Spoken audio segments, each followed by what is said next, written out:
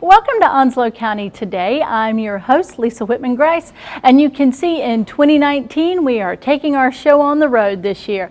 We're here at Onslow County Consolidated Human Services, where we'll be talking with Assistant County Manager Sherry Slater. We'll also visit with Karen Moore and Matt Mano from the Onslow County Public Library, Anna Stanley with Park and Recreation, and finally we'll talk with Harry Smith from the Onslow County Tax Office. Welcome to Onslow County Today, and welcome to 2019.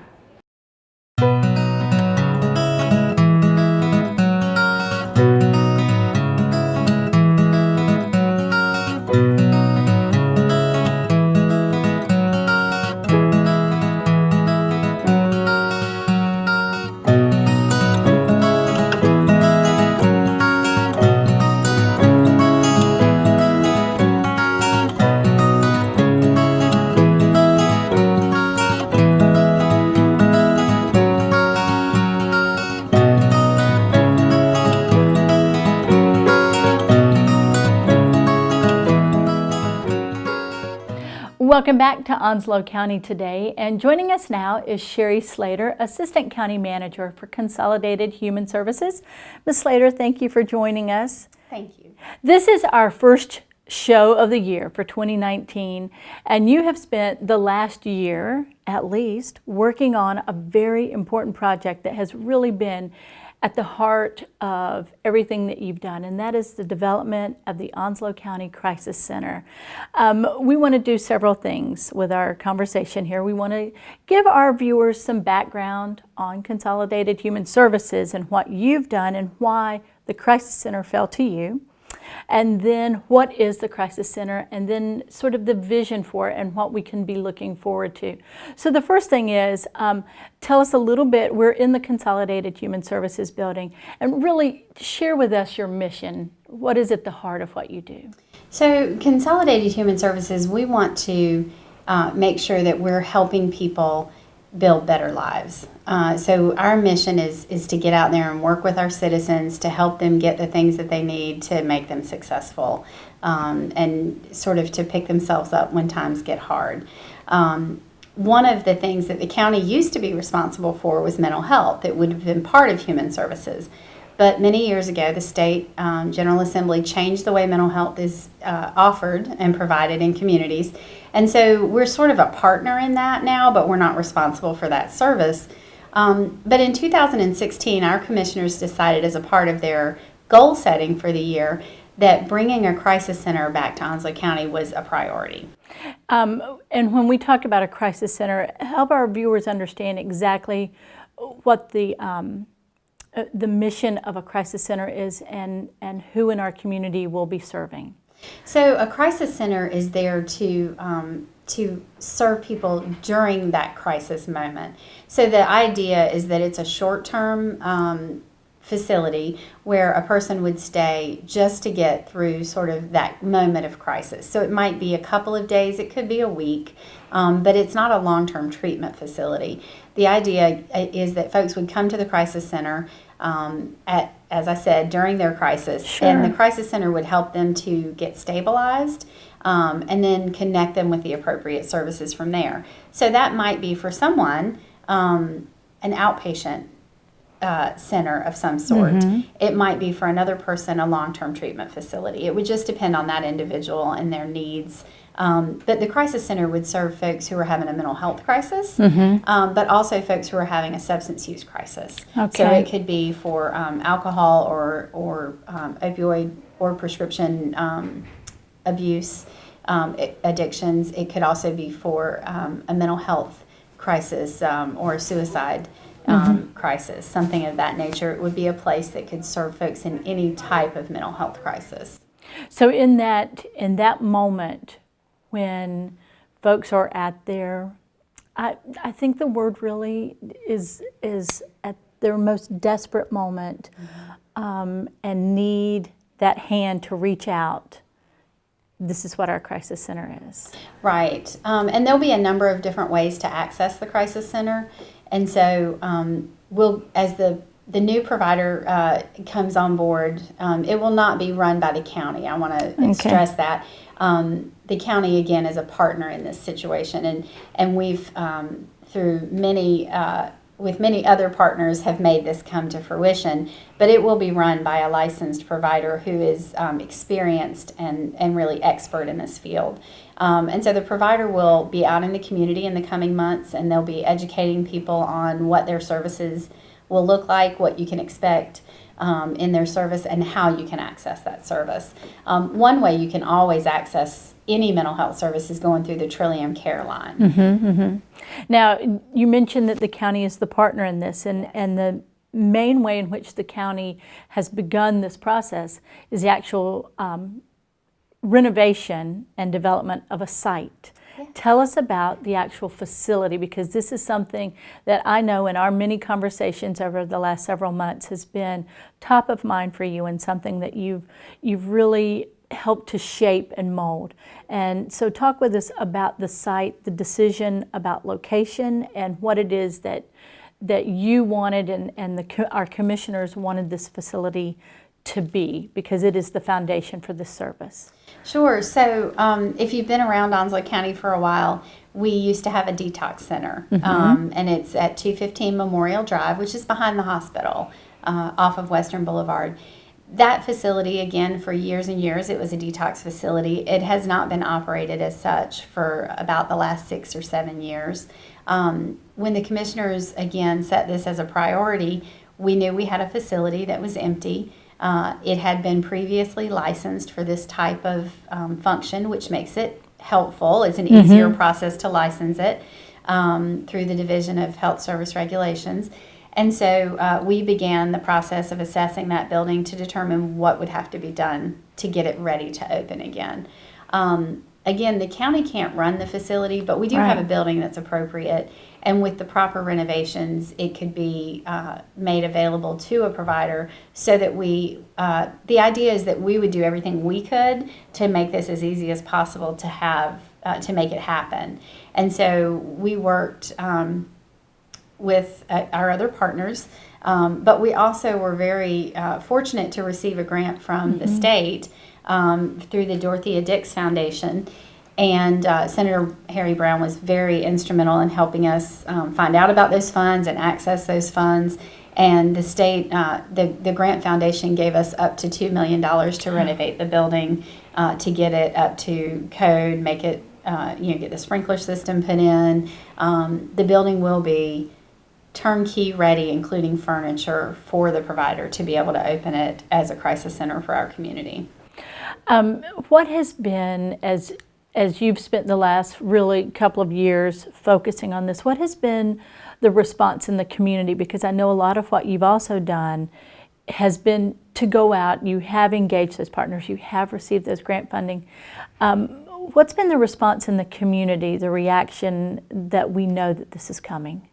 I think people are generally very excited that it's coming. It's definitely needed, and it is, it's well recognized that it's needed.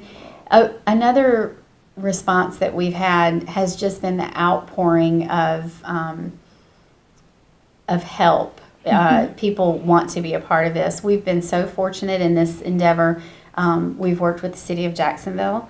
They've been tremendous partners in this endeavor. We've also worked with our neighboring counties. We have Carteret County and Craven County who have stepped up to be a part of this process.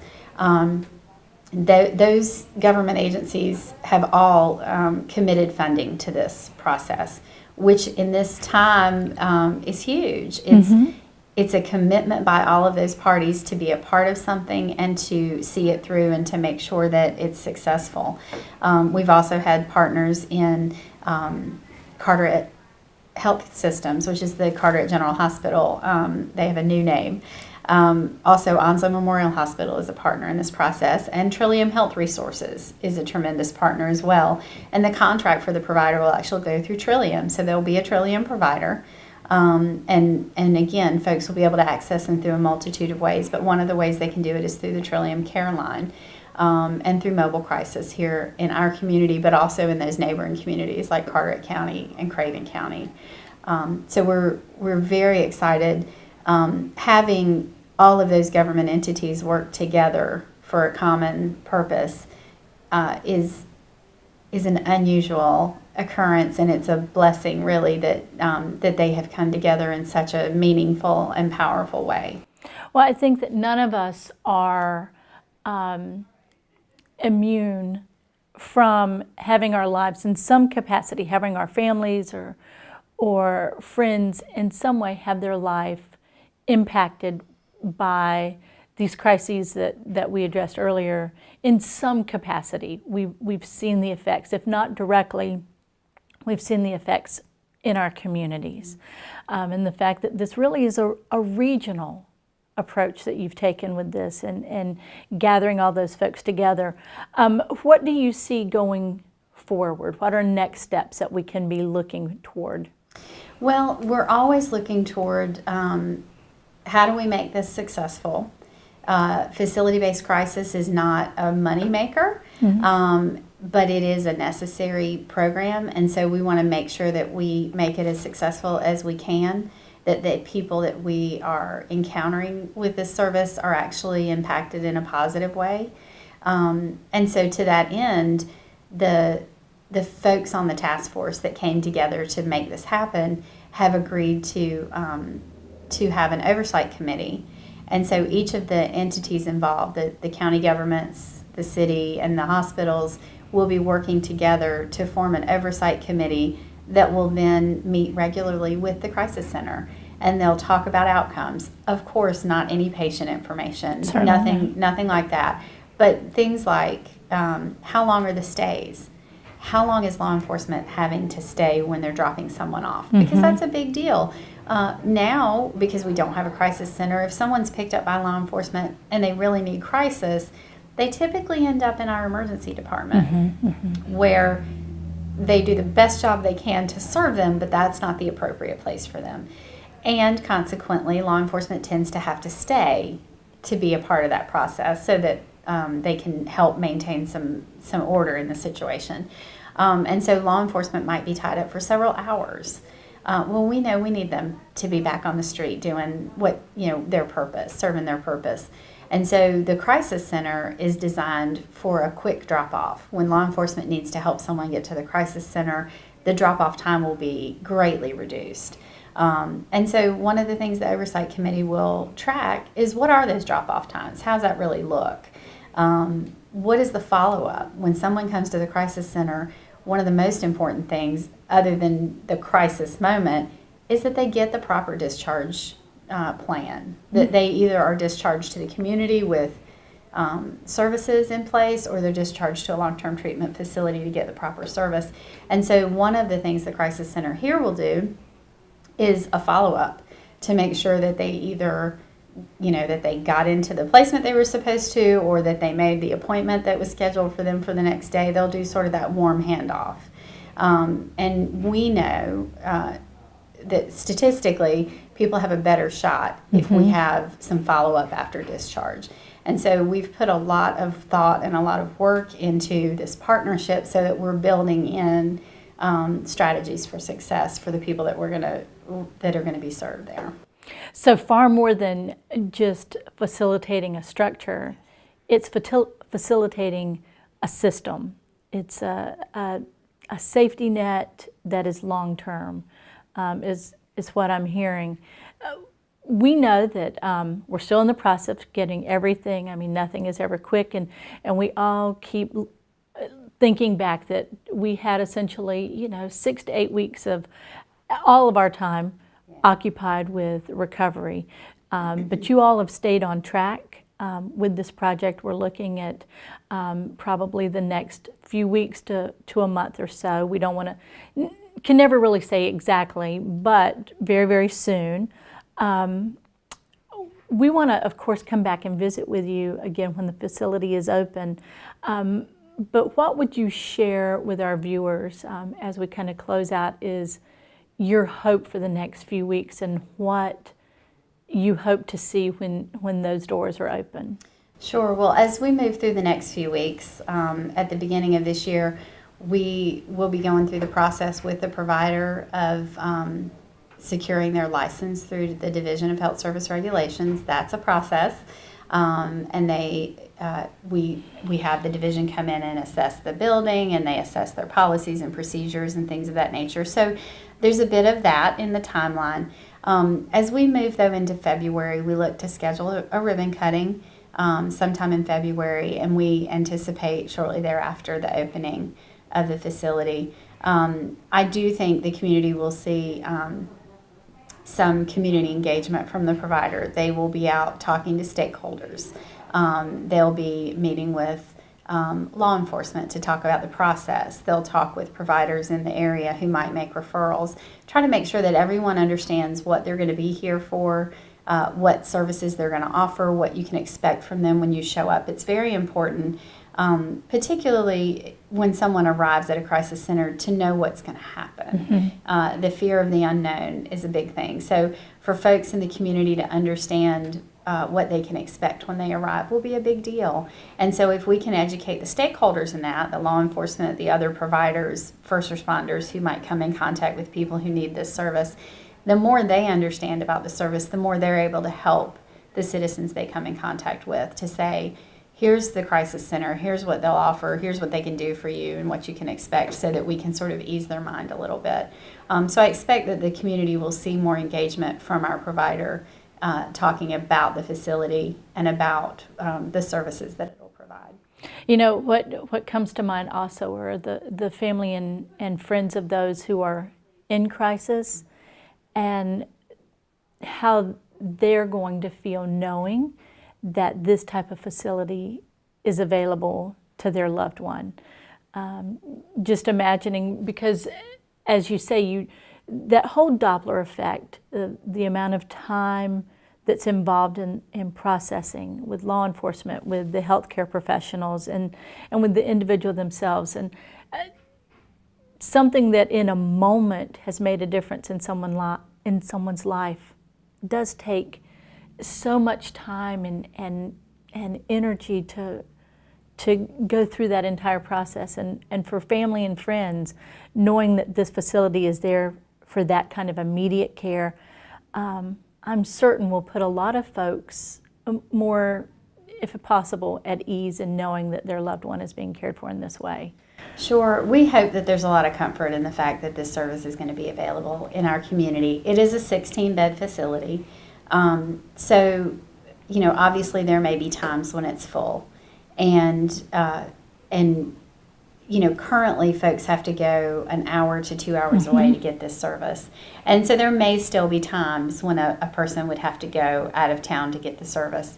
But on some level, you know, we'll be able to serve 16 people at a time. And, you know, as those beds turn over, and we're able to hopefully impact the community in a way that reduces the number of times someone goes into crisis, or needs a facility-based crisis. Obviously, there are times when a crisis can be handled without going into a facility. And so we're working very hard in our community now to build a continuum of services.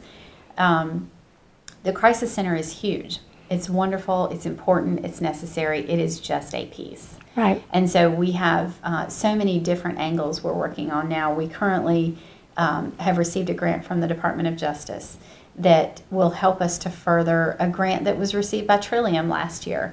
So Carteret County and Onslow County worked with Trillium to apply for a grant that would help law enforcement officers to get training and to have an assessment tool that they could use in the field. They go on their skills and their instinct. And those are super important traits for them. But it's nice to have an evidence-based tool to back up what you think is happening. And so there's a very simple and easy-to-use tool that helps them when they feel like there's a mental health crisis to document that and say, yes, I'm on the right track. I need to move forward with this. So the grant that Trillium received last year has helped to bring that tool to fruition, to train our law enforcement in all these communities.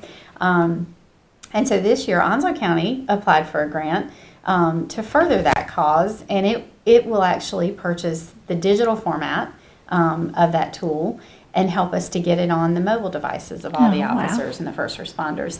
But it also will help us by creating a position inside our detention center that will be a case manager for folks who have ended up, as a part of their crisis, also maybe committing a crime. And so they sometimes end up in the detention center. And that may be what they need, but they also probably need some mental health follow-up. And so the case manager position will help those folks who are at higher risk to do that warm handoff from the detention center to the proper community service when they get out. So the hope there, of course, is that we get them in touch with the right mental health treatment that helps reduce the recidivism into the detention center. So there's a whole continuum of care that's being built to address these situations from every angle we can. And the hope, of course, is that we reduce the recidivism in the detention center. We reduce the number of times these folks end up in our ED when it's not really where they needed to be. And eventually we want to reduce the number of times they need to come to the crisis center too, by getting the proper services in place. The city of Jacksonville has been a great partner in all of this. They have also commissioned a study on, they've commissioned a study to map the services that are available in our community for these types of situations, specifically for opioid addictions. And so as we do that, we can begin to see where the gaps are, and we can make the connections for people so that we have the right services for people in place to help reduce some of these incidents and occurrences. So it's all part of a larger picture. Right. Well, and that's exactly as I was listening to you really lay out this design, the opioid crisis certainly being a national crisis, and at the local level, a vision 2 years ago is in response to that national crisis has really become this integrated, very involved system that will have much more far-reaching outcomes and results than it starts with that one person in crisis, but the long-term impacts to our community and effects on our community are tremendous. Ms. Slater, thank you for not just your time today, but the vision that you have worked with our commissioners on and with our community partners and with our outlying counties who are working with us to create this network, this framework for our community to better the lives, as you said in the very beginning, to make the lives better for those in our community. So thank you for that. We're going to visit with you probably next month or shortly thereafter and see how far this project has come and look forward to those doors opening. As we close out, is there anything you'd share with our viewers to be mindful of and what they can be looking for? Just, again, look for the ribbon cutting. And we would love to give you a tour of the facility. I'll take you guys through so you can show it to those folks who aren't able to make it to the ribbon cutting. But when we do that event, we'll also give tours of the facility. So before it opens, you'll be able to get a vision of what we've done, how far we've come, and what we're going to be offering to the community. Well, thank you so very much. Welcome back to Onslow County today, and joining us is Karen Moore with the Onslow County Public Library. Karen, thank you for being here. Thank you. Good to be here. So we're kicking off the new year, and you had just a couple of workshops that you all offer on a regular basis, but you're starting off January and February of 2019 with two big programs. Tell us about what's going on. Well, almost every month we are hosts to Legal Aid of North Carolina webinars. These webinars are aired throughout the state of North Carolina at various locations, and there are various times, dates, and topics. Okay. It's basic legal information, forms that you need for specific legal matters, everything from divorce to child custody to Social Security, just many different legal topics, tenants' rights, things like that. So it's a good place to stop in for about an hour, get some basic information, get your forms, and then it also follows up with some Q&A. So you can actually talk to a legal representative and ask some basic questions.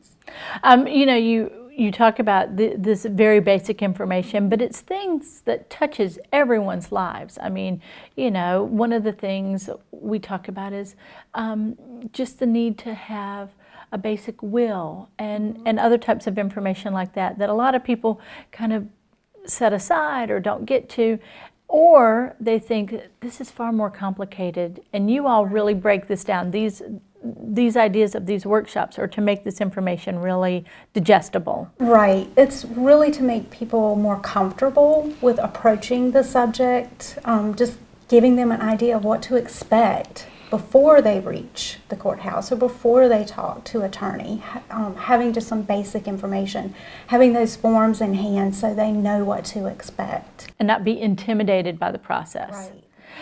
The other workshop you have is your foundation workshop. Talk about the foundation workshop. The Foundation Center is the nation's largest resource of nonprofit information and grants for nonprofits. And we've been a funding information network through Foundation Center for several years now. Mm-hmm. And we have some tremendous resources for nonprofits. They can come in, they can look for funders. We help them match their needs to funders. And we also provide them some very basic information about jumping into that grant proposal process. And as you said, you've done this for several years. What are the types of agencies or organizations that you see coming in to utilize those services? Oh, many. Actually, many of the nonprofits in Onslow County have used these resources and continue to use these resources. Even some county nonprofits in other counties surrounding Onslow, because Onslow County and New Hanover County are actually the only two Eastern North Carolina counties that provide these Foundation Center resources. So we see a lot of people traveling, nonprofits from Carteret County, from Craven County, to participate in these workshops and to use these resources.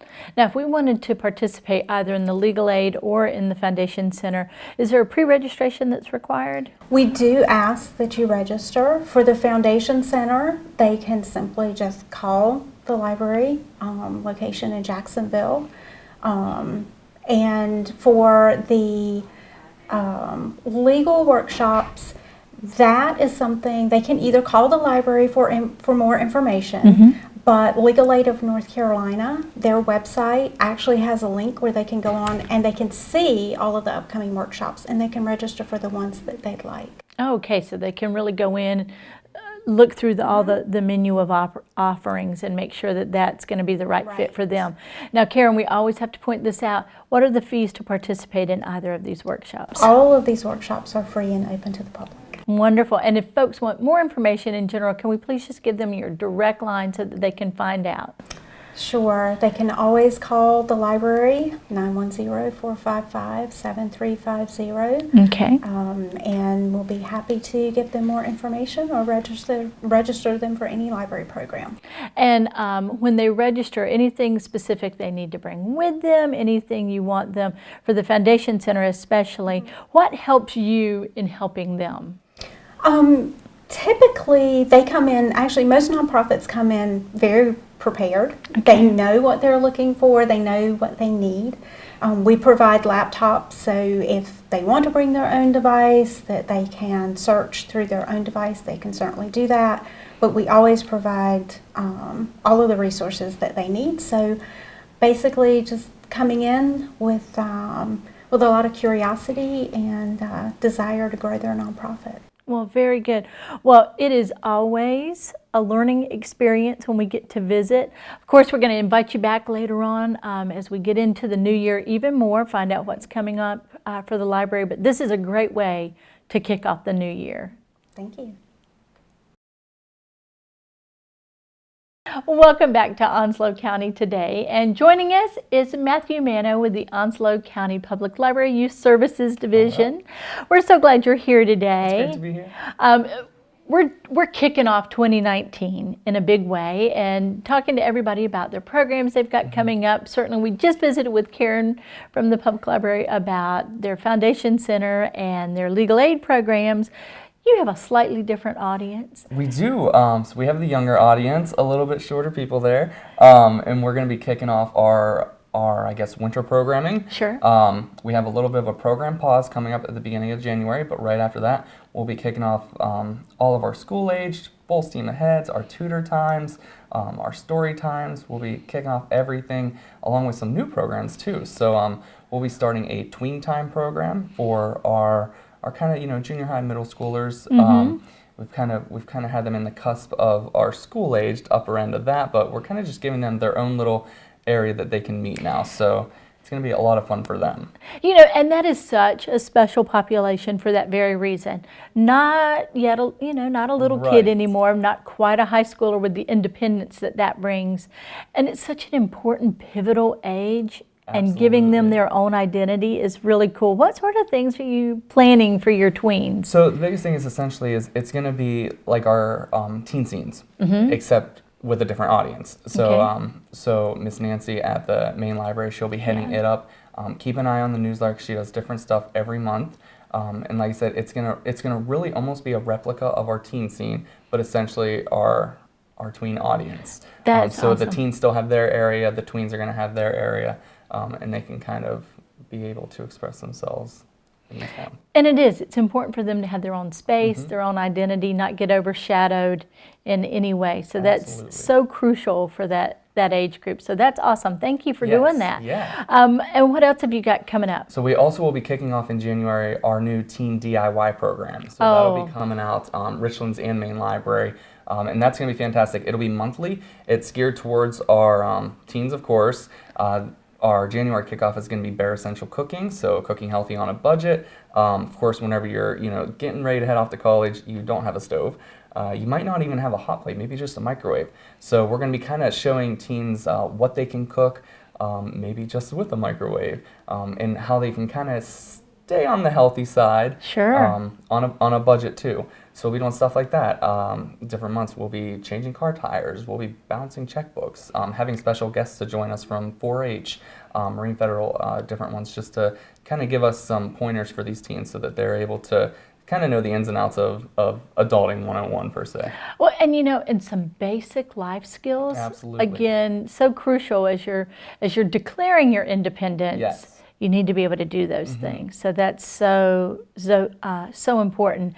To participate in those, are you doing pre-registration, or are they drop-in? Yep. Show up, check out our newsletter because each branch is having different times. But yeah, it's just show up and you don't have to register. You can just say, hey, I'm available that day, and pop in and have a good time. All right. Now, we also want to give folks a little bit of a preview about your February event for African American Heritage Month. Yes. And talk about a program you're developing for families. Yeah, so we're going to be doing a pretty cool interactive walkthrough in our meeting room. It's going to be held over the weekend of February 4th and 5th. We'll be highlighting some famous African American leaders, musicians, inventors, artists, and kind of just seeing how they have given different things to our culture, our communities, kind of throwing in more diversity. And we'll be talking about the Harlem Renaissance and all sorts of different things. We'll be showing a couple movies over those days.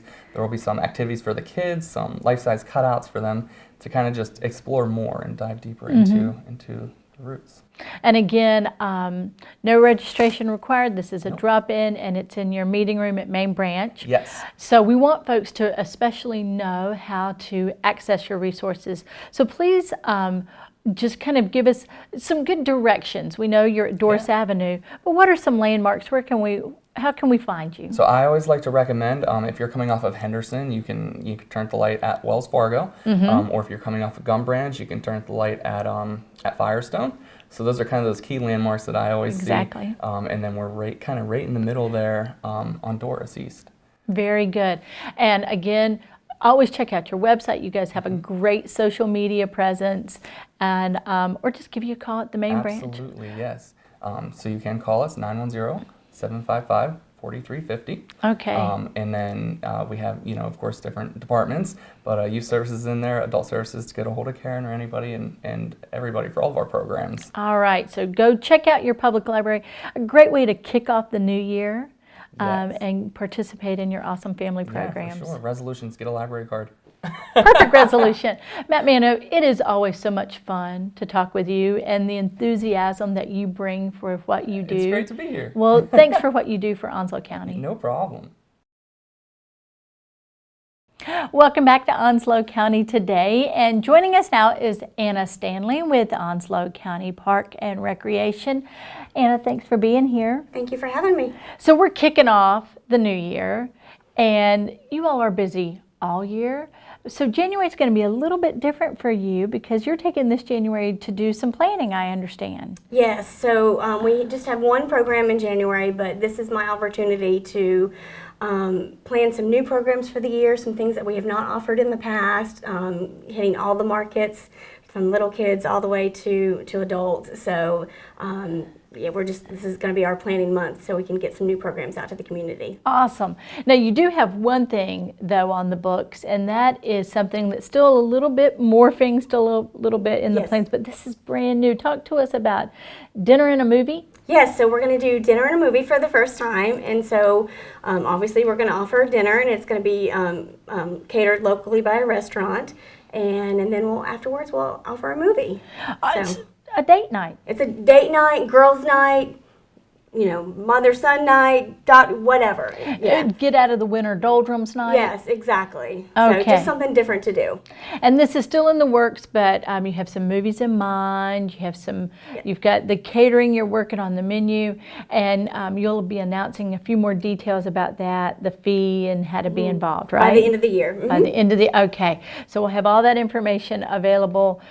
First thing for folks is we're kicking off the year, so in the next week or so, we'll be able to just say, hey, I know what I'm doing. Yeah. As we get out of that, as we get into the post-holidays, we're all, kind of still got that holiday excitement, and then the decorations come down, presents go away, and then what do I do, right? So you're helping us with that. Yes, yes. And so actually, and I do have the date, so they can save the date. Save All right. the date for January 25th. It's a Friday Save the night. all right, January 25th, Friday night, getting ready. And your partner, who is usually here, Jason, couldn't be here today because he's out and about doing some fun stuff with basketball. But he has something crazy planned that we talked a little bit last month, flag football. Yes, he is doing a 7-on-7 tournament. It's a double elimination tournament. And registration is going on now, and Okay. it's going to run through January 11th. All right. So we got just about a week and a half left that we can register for that, get our flag football team together. Hopefully we haven't eaten too many cookies and we're all ready to go. Well, and if you have eaten too many cookies, then now you can work it off. Oh, there you go. And so Jason's got registration going on for about another week and a half for our very own flag football team. And then certainly you'll have some winter sports going on and then getting ready. And before we know it, it'll be springtime. Yep. Anna, talk to us a little bit. We joke about burning off those cookies, but we have some awesome and beautiful parks in Onslow County. And they're beautiful every season, but what a great time this winter as we're starting off our new year and making resolutions. Tell us a little bit just about the park sites that we can visit. We know that you're at Onslow Pines, but the walking trails, things that we can see. Yeah. So all of our parks have walking trails. We have 5 parks throughout the county located from one end to the other. And the good thing about Eastern North Carolina is, the weather is just up and down, and it could be January and we have a 65-degree day, or we have a cold day. So with that, though, even when it's a little bit cold, just put on a jacket, some gloves, and scarf, and you can still go and hike or walk any of our trails. And so just to get out and just to get moving. Get out and get moving. I think that's a great charge for us all as we enter 2019. Thank you for bringing us information about your dinner and a movie and about flag football and all the wonderful things that Park and Rec have to offer. We're going to have you back in a month or so, and you can get us ready for springtime. How about that? Sounds great. Thank you, Anna. Thank you. Welcome back to Onslow County Today, and joining us now is Onslow County's Tax Administrator, Harry Smith.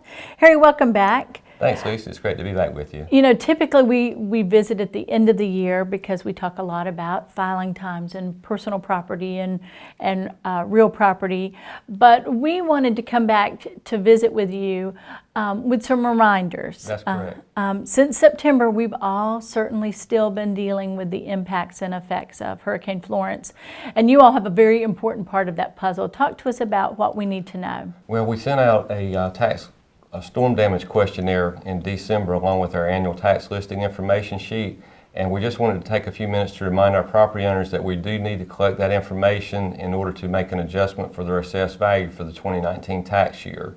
Obviously, we know there are a lot of properties damaged back in September, but taxes are based on the status of the property as of January 1st each year. Right. So it's very important that we know what type of damage is still not been repaired following up from the storm. We realize that probably a lot of the minor damages have been repaired, but if there's major structural damage, we need to know about it so that we can document that and possibly make an adjustment that would help some folks out with their taxes for 2019. Well, sure, and you know, and this time of year especially, there's a lot of hubbub, and I've gotten those documents, but I've set it aside, so it's good that you're here to remind us. And what sort of things, as we get the document, what sort of things will be there that we need to be mindful of? Well, the document itself has like a list of check boxes to just identify what part of the structure was damaged. So we basically want to identify what the extent of the damage was. Any additional information that the property owner can provide would be beneficial. If someone may have misplaced their form or they can't find it, we could get them another hard copy, and it's fine to complete the hard copy and send that in. But we also have this form on our Onslow County Tax Office website, so people can actually just go real quickly to our website. There's a link right there that says Storm Damage Questionnaire, and it'll take probably less than 2 minutes to complete it and submit it to us electronically. Now, when we're listing the damage, is there anything that we need to do to attest that it happened in the hurricane? Do you need any backup information? We're not asking for backup information. If we are inviting people to send additional information if they feel like it would help us out with that adjustment Very process. good. Okay. So if they can tell us what's been identified, what we plan to do is send our appraisal team out to take a look at the property if need be. If we need more information, we can contact the owner. We would like to get their telephone number and their email address. And any information, the more detail they can give us as far as what's not repaired would be beneficial. And I think we are, like you said, a lot of times that the very basic damage has been repaired, but for a lot of folks, this is a long-term process. Right. Yeah, we still see lots of construction materials and things in driveways now waiting for crews to come and repair them. So we want to know what needs to be fixed so we can be as fair as possible with our tax assessments. Harry, is this a form that you've all done with previous storms, or is this kind of a new? This is kind of new. It's the first time we've done this. In the past, the storms over the past few years have been fairly minor in nature, but obviously with the recent events, it was much more serious, and we had much wider spread damage. And one more thing, to really kind of facilitate and help our citizens as well. That's correct. We want to be as fair, and we stress we would like to get this back by the end of the month. January is our actual tax listing period, and which is also coincides with the statutory requirement that property owners notify us of any improvements or things that have adversely affected their property value. So it kind of goes along with our tax listing period. The real important thing I need to stress, we do need it back because each year property owners have the opportunity to appeal their value, but if they do not provide us this information and the appeals deadline passes, we really won't be able to do anything to assist them in this tax year. So that's why it's important to get it back as soon as possible. Well, I don't think you can stress that enough. January 31st is the deadline. They have an electronic copy on your website. They've got a hard copy, or they can request another hard copy, get it back to you. And again, can they email that? Do they fax it? Do they bring it in, mail it in? What's the best way? Well, if they had the hard copy, they could scan it and email it to us. If that's easier, they could just drop it in the mail, drop it by the office, or if they go online to the tax office webpage, they can just fill it out electronically, hit the submit button, and it'll automatically come to us through email. Well, thank you again for always making everything so convenient. Okay. Absolutely, absolutely. Well, Harry, as we kind of close out, one more time that date and the best possible information for folks who might have any questions this time of year. So this information needs to be submitted back to our office by January 31st. All right. And any questions, how can people reach you? They can contact our main number at the tax office at 910-989-2200. Very good. Harry Smith, thank you always, and thank you for working on behalf of Onslow County citizens. We appreciate everything that you do. Thank you. It's my pleasure. As always, we want to thank you for joining us for Onslow County Today, and a special thank you to all of our guests. Sherry Slater with Onslow County Consolidated Human Services. We also want to thank Matt Mano and Karen Moore from the Onslow County Public Library, Anna Stanley with Onslow County Park and Recreation, and Harry Smith with the Onslow County Tax Office. It's 2019, the perfect time to get out and explore your Onslow County today.